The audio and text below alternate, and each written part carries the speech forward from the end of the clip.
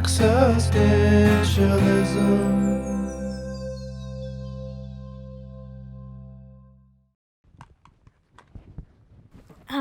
We're live. The things don't fit over the hat. You can see that, right? Should I put it in industry terms? The cans won't fit under the lid. Oh.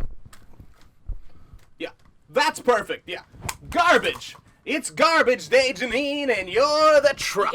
We're live. Oh, well, good morning, Existentialism. It's 8:05, 5 minutes after 8. That's 55 minutes to 9, the top of the hour. Do you ever stare into the gaping maw that is the unknown abyss and ask, what does it all mean, and what could possibly be worse than this waking nightmare? Well, congratulations, you might be human if. Good stuff there. Now, before we get to today's cartoon of the day, let's hear a quick word from our sponsors. Brought to you in part by The Creeping Dread. Do you ever get the impression that something altogether horrible is coming for us? Well, it's not your imagination, it's The Creeping Dread. Now available in one size fits all, and hey, no purchase necessary, we already live inside you. Now that's gonna bring us to today's basket of light bulbs cartoons, so please sit back and enjoy Weasel Man, whatever that means. Were we live when I took my hat off earlier? Are you at all familiar with the term Bush League?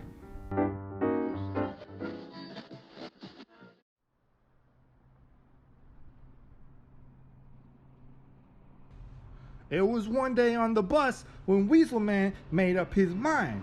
He had had enough with the life of crime fighting and turning into a weasel and then back into a man and then flip-flopping identities and whatnot. His time was up. He said, "No more crime fighting! Weasel Man is done!" And the people all looked at him, and one lady said, Done? Done with what? and then Weasel Man said, Crime fighting. I am done. and the lady said, Oh, you fight crime? Great. and another guy said, What's a weasel man? and then Weasel Man said, I have been fighting crime for years, you ungrateful pieces of shit. Hey, Chris, this is Artie. Okay, all right. Well, I talked to Janine this morning. She told me about the headphone thing. That's good.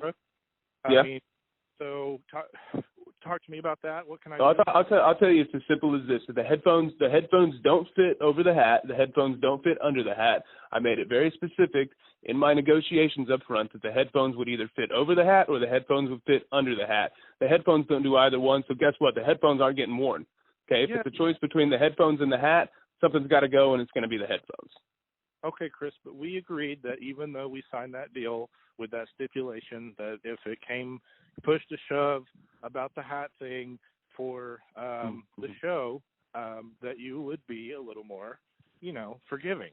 A man can forgive so much, but one thing I won't forgive is this headphone situation. Because if I can't wear my hat, then there's no show. I laid that out. I laid that out pretty clearly in the contract. It said headphones second, hat first. Okay. And you can't see what I'm doing right now, but I'm counting on two fingers. And the first finger is the hat, and the second one is the headphones. Gotcha. And the third finger that I'm putting out now is this conversation's over. Okay. All right, Chris. All right. Makes sense. I get it. We're live. What? No more. And that's our show for today. Sincerest apologies to Dr. J. Robert Oppenheimer. Sorry we ran out of time before we could get to that interview. But let's hear one last word from our sponsors before we go. Sponsored in part today by Hatphones. If it's between one thing or another, don't make a choice. Just choose both. Hatphones. Turns out you can have whatever you want, provided it doesn't amount to much. Amateur hour. Get Artie on the phone. Good morning, existentialism.